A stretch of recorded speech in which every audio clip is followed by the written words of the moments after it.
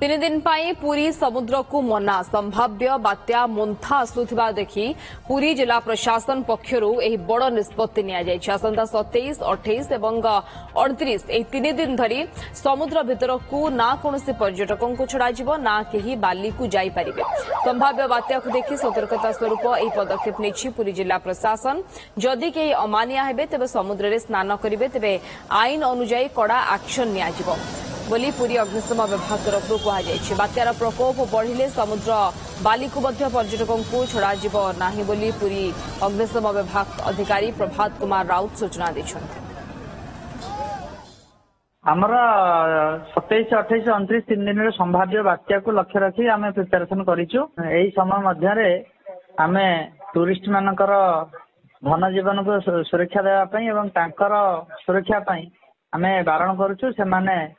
समुद्र भीतर को न पशिबा जोरे जुआर हेई नथिबो कि पवन न होइतिबो ताले 27 तारिख ठू तरंतु बढ़ीनी ताले मध्ये जिबे नै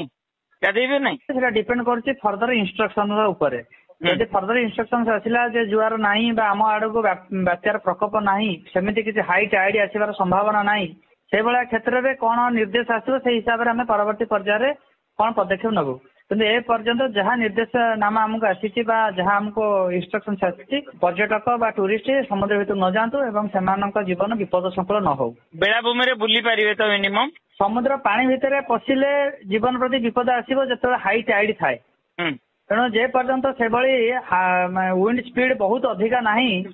से पर्यंत समुद्र बाली भितर चलिबार जीवन प्रति किसी विपद आसबार सेमती किसी शंका करा न जाई पारे ताले आमे कहि परिबा जे बेलाभूमि रे बुली पारिबे किंतु समुद्र भितर को जिबे नाही जदी हाई टाइड रहइबो निश्चित भाव